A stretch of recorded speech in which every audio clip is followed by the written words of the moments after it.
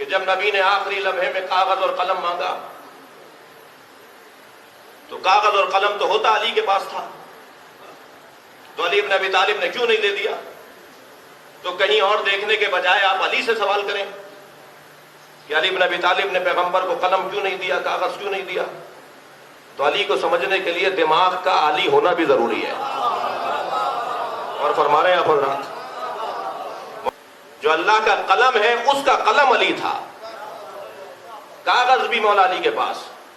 ہاں، مولا کائنات وہاں موجود بھی تھے کہ جب نبی نے قلم مانگا، کاغذ مانگا، لیکن اگر علی بن ابی طالب کاغذ اور قلم دے دیتے تو جو اس پہ لکھا ہوا ہوتا تو کہا جاتا کہ اپنے حق میں لکھوا لیا۔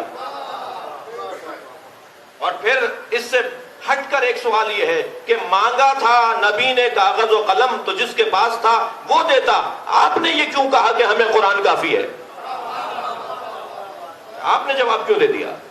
وہاں فساد ہو گیا، وہاں اختلاف ہو گیا، وہاں مسائل ایجاد ہو گئے اور وہ محفل برخاست ہو گئی۔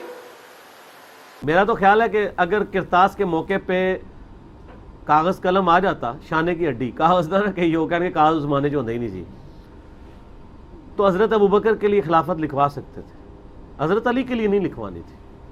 نبی صلی اللہ علیہ وسلم اللہ کے خلیفہ تھے دنیا پہ، بادشاہ تو آئے نہیں تھے، وہ کبھی بھی بادشاہت والا معاملہ کر نہیں سکتے تھے، وہ کبھی بھی اپنا خاندان میں سے کسی کو نہیں نواز سکتے تھے۔ بخاری میں حدیث موجود ہے کہ عباس ابن عبد المطلب کہتے ہیں کہ میں بنو ہاشم کے چہرے موت کے وقت پہچانتا ہوں، مجھے لگتا ہے نبی علیہ السلام اب زیادہ عرصہ زندہ نہیں رہیں گے، تو آؤ ہم ان سے خلافت کے لیے ڈیمانڈ کر لیتے ہیں۔ تو حضرت علی نے کیا کہا تھا کہ اگر رسول اللہ نے انکار کر دیا تو ان کی امت کبھی بھی ہمیں اس امر خلافت میں شریک نہیں کرے گی۔ ان کو پتہ تھا، ورنہ حضرت علی نے چوتھا خلیفہ بھی نہیں ہونا تھا۔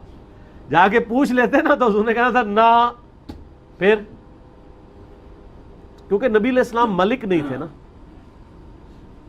باقی اگر حضرت علی کو پہلا خلیفہ بھی چن لیا جاتا تو وہ ہر طرح سے ڈیزرونگ تھے، کوئی مسئلہ نہیں تھا، چن لیا جاتا، ٹھیک ہے، نہیں چنا گیا تب بھی کوئی مسئلہ نہیں۔ اس میں جو صحابہ کرام میں سے چند لوگوں نے حضور علیہ السلام کے لیے گستاخانہ لفظ استعمال کیے تھے، میں نے اس کو کنڈیم کیے خود، بلکہ داؤد راز نے اہل حدیث عالم نے لکھا ہے کہ رسول اللہ کے لیے یہ الفاظ یوز کرنا مناسب نہیں تھا، اگرچہ حضرت عمر نے وہ نہیں کیے تھے لیکن باقیوں نے تو کیے تھے کہ آپ پہ ہجانی کیفیت ہے، اور اس طرح کے الفاظ تو انتہائی گستاخانہ تھے، اور وہ میں سمجھتا ہوں کہ وہ انہوں نے اپنی جاہلیت میں کر دیے۔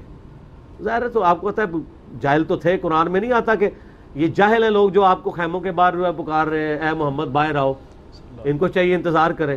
ہر طرح کے لوگ تھے اس وقت، سوفسٹیکیٹڈ تو نہیں تھے، آہستہ آہستہ ہی لوگوں میں یعنی ایٹیکیٹس آئے ہیں نا، تو چند جو نوجوان قسم کے لوگ ہوتے ہیں وہ جڑ تو ہوتے ہی ہیں۔